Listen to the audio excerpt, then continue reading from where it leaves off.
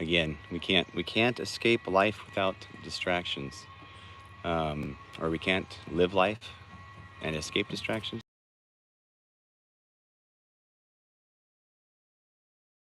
Um, Meditation was something that helped me quite a bit years ago, and I've fallen out of the practice. I haven't been able to successfully meditate for a long time. Girls at school, yeah, come on up here. But he's eating breakfast, so I think we're gonna have some time. Ready? 1, 2, 3. Chapter 1. We've been talking about Jim. Jim is the first patient that the author is talking about, who had a problem with jobs. Oftentimes, he would actually get fired because he would get short with his bosses. And he had an idea for like this big presentation to help change things at work, and he put it off the way up until the night before that it was due, but he finished it, but he didn't start on it until way late in the morning, like 3 in the morning, and went to bed something like 6, something like that, and then slept through, and then showed up late, and the boss was like, yeah, sorry bro, you're fired, you need to find something with more flexibility. But then he found out later that his ideas for the presentation were actually implemented, and they all worked, even though he was fired. Basically, to me, what that tells us is that the ideas were still good and solid and strong and valid, but his execution of it is what the problem was, right? He procrastinated too long, he avoided it too long, and then that ended up being the problem, because he ended up sleeping through the time that he was supposed to be awake, and then late, which is something that's pretty common. I usually don't make it fully late, like sleeping in to I miss, but I do always make myself end up rushing. And so I can be, a lot of times I might be just a little bit late. But I think a lot of it's because I'm like, oh, I've got to do this thing. Like as I'm leaving, I have all these tasks that I find. Oh, I have to right now fill the water. Oh, you know what? Hold on. I have to take the trash out now before, even though trash day isn't until tomorrow, I want to take the inside trash out right now, and find all these other little tasks before I leave, because I don't know exactly what's happening with that. But I can tell you also, when I get ready to leave for an extended period of time, like for days on a trip, I find myself doing all these things around the house. I remember I got to take for a wedding in New York City, and it was amazing. Such a grand that happened there, and like I was so proud of myself for how organized I was in the process and the shot list and the gear set up and the list that I had there. But still, I was out, I don't know, trimming trees, like some dead tree limbs off of trees. And my wife came out and said, what are you doing? And I was like, I am preparing. There's a Malcolm in the Middle skit bit that is amazing. I don't know the show enough to know the characters, but Bryan Cranston, Breaking Bad, there's this scene like where, what is he supposed to do? He's supposed to do something. I don't remember what it is. It's this very simple task, and then it ends up where he's like, hey, there's a squeaky drawer, and I better go fix that. And then he ends up all the way like in underneath his car, fixing a part of his car. And his wife comes in and she's like, I thought you were getting the kids' lunch ready, or whatever it was, the original task. And he goes, can't you see that's what I'm doing? And I feel like that is one of the most accurate, simple, quick descriptions of ADHD that you can give to somebody and be like, that's on par. Okay, page 19. Jim was beginning to get into what is a large and very important part of ADD. Although, strictly speaking, it is not part of the neurological syndrome itself. He was starting to talk about the secondary psychological problems that typically develop in the wake of primary neurological problem of ADD. Due to repeated failures, misunderstandings, mislabelings, and all the manner of other emotional mishaps, children with ADD usually develop problems with their self-image and self-esteem. Throughout childhood, at home and at school, they are told they are defective. They are called dumb, stupid, lazy, stubborn, willful, or obnoxious. They hear terms like spit or daydreamer or out in left field all the time. They are blamed for the chaos of family mealtimes or the disaster of family vacations. They are reprimanded for room disturbances of all sorts, and they are easily scapegoated at school. They are the subject of numerous parent-teacher conferences. Time and again, an exasperated teacher meets a frustrated parent in a meeting that later explodes all over the child who isn't there. He feels the shock waves afterwards. Do you know what your teacher said? Do you know how embarrassed your mother and I were? Or from the teacher, I understand you have no greater control over yourself at home than you do in school. We must work, mustn't we? Month after month, year after year, the tapes of negativity play over and over again until they become the voice of the child, the voice that the child knows best. You're bad, they say in many different ways. You're dumb. You just don't get it. You're so out of it. You really are pathetic. This voice pulls the child's self-esteem down and down, out of the reaching hands that might be extended, into the private world of adolescent self-reproach. Liking yourself in adolescence is hard enough work for any child, but for the child with ADD, it is especially difficult. You kept up your efforts, but it must have been tough, I said, Jim. It sure was, he responded with a kind of ruefulness in his voice that said to me, you don't know the half of it. Well, tell me about it, I said. It's just that I wouldn't even know where to begin. By high school, they almost had me convinced I was just plain stupid. I mean, I couldn't figure it out. I could understand the stuff in class. I could follow what was said. I could even jump ahead in my mind. But when it came to writing the papers or getting the assignments organized or taking tests, it went out the window. I would try. Believe me, I would try. I got lectures all the time on how I didn't try, but I did try. Just that the bigger sledgehammer didn't work. I'd lock myself in my room, and before you knew it, I was gone, doing something else, reading, listening to music. Then I'd catch myself and try to get studying again. But God damn it, it just didn't work. Jim's voice got harsh and his face turned red. It all comes back, huh? It sure does. They'd tell me to try harder over and over again, try harder, and I'd try harder and it wouldn't work. And after a while, I figured I didn't have the brain to do it. And at the same time, I knew I did, but it just didn't work out. So you were frustrated all the time. No wonder you felt angry. Do you think that's why I started drinking? I felt better after I had a few pops? I mean, but doesn't everybody? Well, sure, I said. But it's likely that you had special reasons to drink. You were medicating yourself, as so many people with ADD do. Alcohol, marijuana, cocaine are all cons. In different ways, each of those drugs calms you down, but only in the short run. In the long run, they can all be disastrous. So I have said this before. It's interesting that they say it right here in the book too, talking about marijuana. Especially when we live in states where it's legal, Colorado, California, Washington, Oregon. I don't know, it feels like just so much easier to be like, man, it's not a big deal. And nothing, hi Bubby, nothing like kind of just lets me relax more than marijuana. Like immediately, but also it kills pain, which is amazing. But then it's just masking things. And then the, what's the word? Not exactly whatever words for that, just being like, all right, like kind of lethargic a little bit in a good way. It feels like, now I can just finally calm down, right? Slow things down. But then forget stuff more, and then that becomes its own issue. And when you realize like, okay, this is something that maybe it can still be done, right? Like every now and again, but if this is something that you find yourself self-medicating with, it can just add to the problems. I think I knew that. I think that's why I never let myself develop a regular habit. I thought that would just really be the end of the line for me.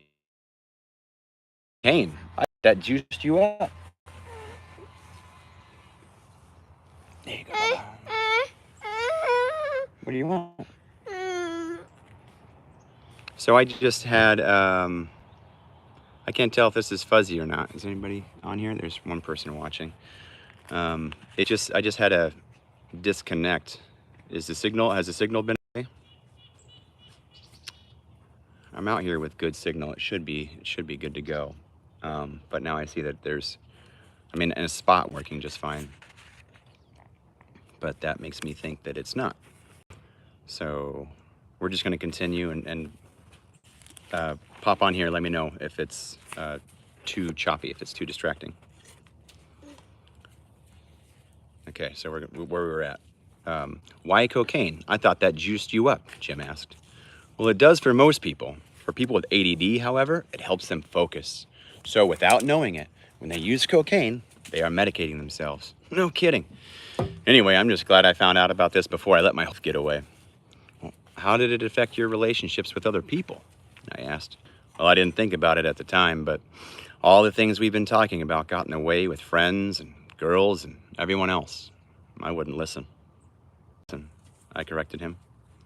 Okay, couldn't. But everyone else thought I wouldn't. See, that's big. I wouldn't listen versus I couldn't listen. Wouldn't means like will, means function, right? Like having the capacity to. I couldn't listen. I'd be late for things, or I wouldn't show up at all, having forgot. I wouldn't hear things right, so I wouldn't respond right. You know the story. People thought I was arrogant or just didn't care. I did have a short fuse. That much was true. When someone would call me on something, I'd just tell them to kiss off. Didn't make me real popular. But still, I had friends. Most important of all, Pauline stuck with me. Sometimes I wonder why. I would forget things, not show up, angry or depressed for no reason. I'd be talking to her and then I would disappear into some daydream. I'd promise to do something with her and then I would forget. Somehow, she didn't dump me, but it sure wasn't easy. We always seemed to be in the midst of some potential argument. There's always been a fight waiting to happen. When I would screw up at work, she offered encouragement, but I could tell she was thinking, what is it with this guy? I was thinking the same. I don't think I could have survived this long without Pauline. She's incredible, but the relationship has been awful tough on her. I'm just not an easy guy. I know I'm exasperating. I'm exasperating to myself. I wish to hell I weren't. Believe me, I'm not like this on purpose. I think Pauline believes that too, down. Otherwise, how could she have stuck with me? She probably does. But you're a good guy, Jim. People put up with your annoying habits because you made it worth their while in other ways. That's one thing that I've said too. I know that the things that I do, that there are things that I do that like can annoy other people. And I think being aware of it, sometimes I talk about like I know what ignorance is bliss is like. Being self-aware of things can be really annoying. You know, like knowing like, oh, look what I'm doing. Look at these things that I'm doing. You think that it's annoying. Imagine how frustrating it is to be doing those things and like consistently doing it and like feeling like it's never going to change, right? And that's again when he mentioned earlier about the secondary things, right? All those other things, when those things start to add up more and more, that's where I think that you know, like going through therapy and like looking at PTSD and like kind of treating that, that's what I've kind of noticed recently, and that's why I'm looking at into this book more into ADD and ADHD, is that I feel like that the bigger symptoms or the bigger causes, the bigger whys behind, you know, more of the depression and anxiety and anger have come from the kind of just lack of understanding and treatment per se. And again, we're not talking just medically, we're talking structure, layout, and life building around knowing, hey, this is a thing that has caused so much secondary stuff, and it's been underlying this whole time. An important and often overlooked part of both learning disabilities and ADD is the social consequences of them. ADD can interfere with one's interpersonal life just as dramatically as it does with one's academic or job performance. To make friends, you have to be able to pay attention. To get along in a group, you have to be able to follow what is being said in the group. Social cues are often subtle. The narrowing of eyes, the raising of eyebrows, a slight change in the tone of voice, a tilting of the head. Often, the person with ADD doesn't pick up on these cues. This can lead to real social gaffes or a general sense, Jazzy. This can lead to a real social gaffes or a general sense of being out of it, particularly in childhood, where social transactions happen so rapidly and the transgressor of norms is dealt with so pitilessly. A lapse in social awareness due to the distractibility or impulsivity of ADD can preclude acceptance by a group or deny understanding of a friend. I sometimes wonder how I made it this far without getting killed, Jim laughed. Must be the luck of the Irish. That's funny. I'm going to highlight that one, because I have said that very often, that I don't know how I am still alive on a multitude of things. I don't know how I've survived this long, and my wife has even said the same thing. She's like, I don't know how you've survived this long, let alone thrived in certain things.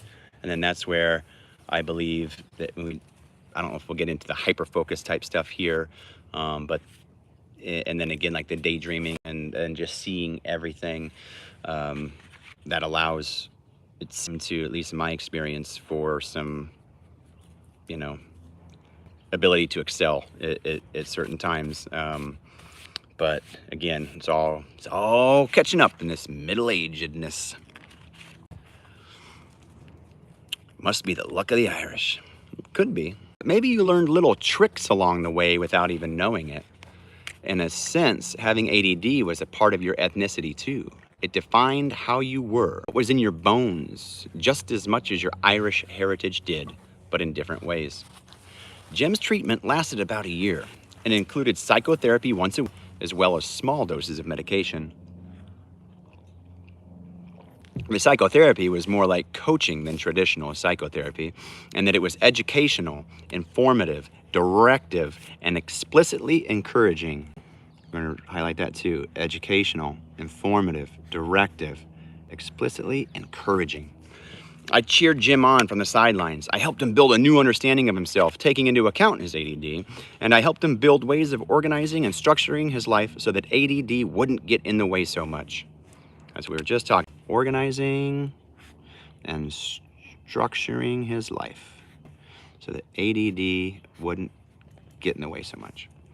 The medication helped him focus and stay on task. As he put it, it took the static out of the broadcast.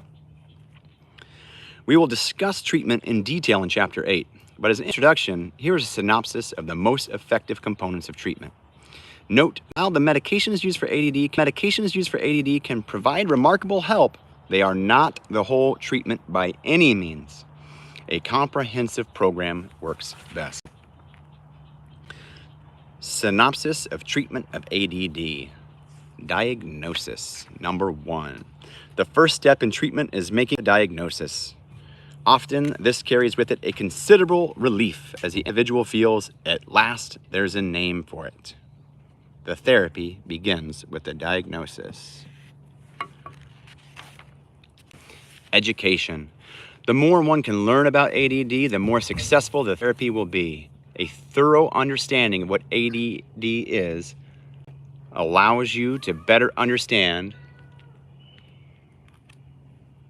where ADD affects your life and what to do about it. So allows you to take the key step of explaining it to other people. Structuring. Structure refers to the external limits and controls people with ADD so urgently need. Such practical tools as lists, reminders, simple filing systems, appointment books, goals, daily planning, and the like can greatly reduce the inner chaos in ADD life and improve productivity as well as one's sense of control. And this is where, when I do have, like when, say like operations manager for disaster relief with Team Rubicon, I had a binder, and boom, everything was in there. Like this just labeled. When I was back in school, I had a binder, all 3 classes marked with tabs. There's like, boom, here's this class, here's this class, here's this class. And when I have those things, I feel so much better. And around our house, when things are scattered, it's easy to happen. Jim talks about it, like how his office was all scattered when he was trying to do his presentation.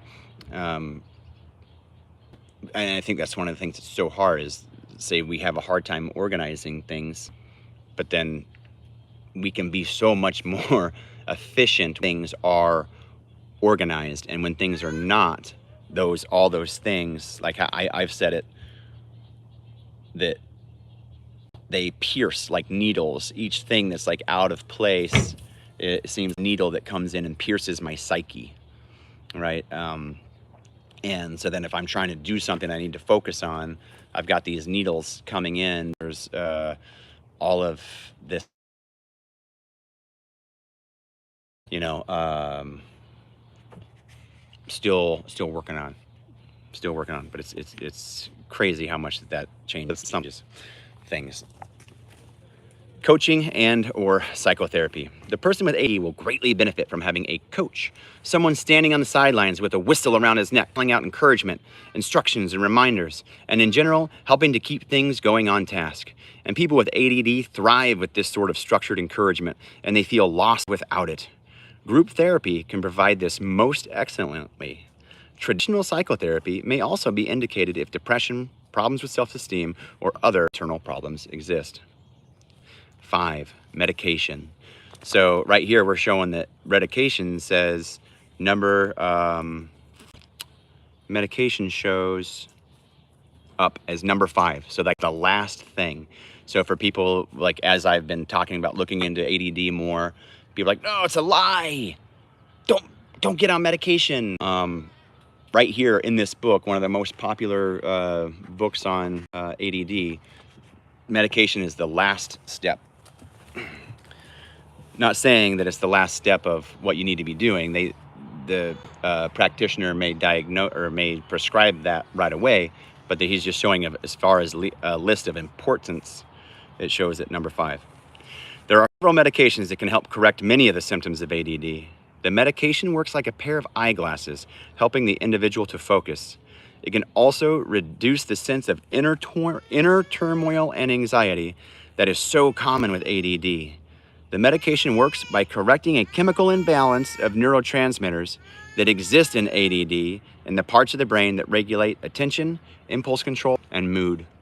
While medication is not the whole answer, it can provide profound relief, and when it is used properly, it is very safe. In his case, treatment went very well. By the time we parted company, he had changed his life. Within 8 months, he began to put together his own computer consulting business, specializing in some kind of software manipulation I never did understand, but one that few others could understand and a lot of people wanted, so his business grew. Being his own boss, he didn't have the kinds of troubles with superiors he'd had before. Of course, he did relate appropriately with clients, and this was a skill he worked on. He settled into his relationship with Pauline in a way that pleased them both. He had developed a series of techniques for managing himself, as he put it. Knowing himself in the foot, he was beginning to make use of the creative brain he'd always had. All right, so then that goes on to case number 2, Carolyn, and we've been on for 25 minutes, and the Bubby wants me to help him down the slide. We are going to end here. We only got through 6 pages there, but I think this is a good time to end, and we will get back at this the next time we have them. It could be later today, and it could be tomorrow. And another funny thing, I'm coming, handsome. All right, well, I'm just gonna let this go so I can go get him. All right, we'll talk soon.